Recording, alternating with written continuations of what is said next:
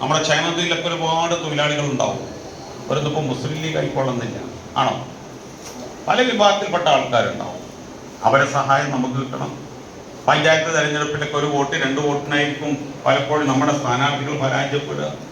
അവിടെയാണ് ക്ഷേമനിധിയിൽ അംഗങ്ങളായ മറ്റ് വിഭാഗം തൊഴിലാളികളെ പിന്തുണ നമ്മൾ ആർജിക്കേണ്ടത്.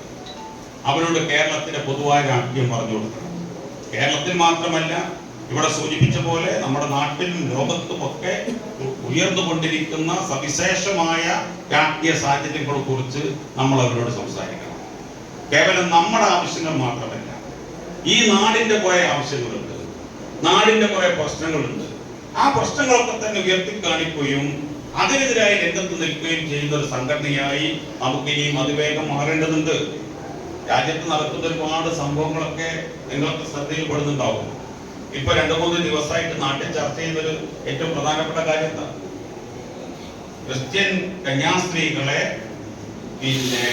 ഹിന്ദു വർഗീയവാദികൾ പിടികൂടി അവരെ നിർബന്ധിത മതപരിവർത്തനത്തിന് പ്രേരിപ്പിച്ചു എന്ന പേരിൽ 2 കന്യാസ്ത്രീകളൊക്കെ ജയിലിലാണ്.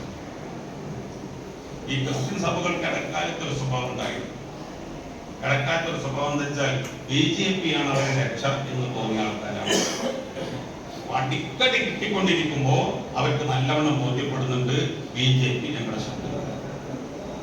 BJP ഇന്ത്യയിലെ മതന്യൂനപക്ഷങ്ങളുടെ ശത്രുവാണ്. മുസ്ലിങ്ങൾക്കെതിരായി ചെയ്യുന്നതിനൊരു കയ്യും കണക്കുമില്ല. എന്ന് വെച്ചാൽ അവർക്ക് മതേതരത്വത്തിൽ ലെവലേശം വിശ്വാസമില്ലാത്തവരാണ്. നമ്മുടെ ഭരണഘടന തന്നെ മാറണം എന്ന് ആഗ്രഹിക്കുന്നവരാണ്. ഇന്ത്യയുടെ ഭരണഘടനയുടെ പ്രത്യേകത നിങ്ങൾക്കറിയാലോ. അത് മതേതരത്വം, ജനാധിപത്യം, സോഷ്യലിസം, ഈ 3 പ്രധാനപ്പെട്ട മുദ്രാവാക്യം ഉയർത്തിപ്പിക്കുന്നതാണ്. BJP നേതാക്കന്മാർ പറയുന്നത് അത് യഥാർത്ഥത്തിൽ അനാവശ്യമാണെന്ന്. നാട്ടിൽ ജനാധിപത്യം ആവശ്യമില്ല, നാട്ടിൽ മതേതരത്വം ആവശ്യമില്ല, ഒരു സോഷ്യലിസ്റ്റ് രാജ്യമായി ഇന്ത്യ മാറണം എന്നുള്ള കാഴ്ചപ്പാട്ടിലേക്ക് വരേണ്ട ആവശ്യമില്ല. നമുക്ക് എന്താണ് ആവശ്യം? നമുക്ക് ഇന്ത്യയെ ഒരു ഹിന്ദു രാഷ്ട്രമാക്കി മാറ്റണം. അപ്പൊ അതിനെന്ത് വേണം? മനുഷ്യർക്കിടയിൽ വീഴ്ചയുണ്ടാക്കണം, മനുഷ്യർക്കിടയിൽ അകൽച്ച ഉണ്ടാക്കണം. ആ അകൽച്ചയുടെ രാഷ്ട്രീയക്കാർക്കെതിരായി നമുക്ക് നിലപാട് സ്വീകരിക്കാൻ സാധിക്കും. ഭിന്നിപ്പിന്റെ രാഷ്ട്രീയക്കാർക്കെതിരായി നമുക്ക് നിലപാട് സ്വീകരിക്കാൻ സാധിക്കും.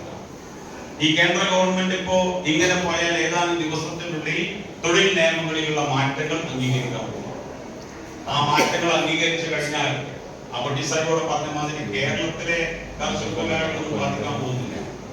പക്ഷെ വടക്കേ ഇന്ത്യയിലെ കർഷക തൊഴിലാളികളെ ബാധിക്കാൻ പോകും. കാരണം എന്താ വെച്ചാൽ കൃഷി എന്ന് പറയുന്നത് സാധാരണ കൃഷിക്കാർ ചെയ്തതിന് പകരം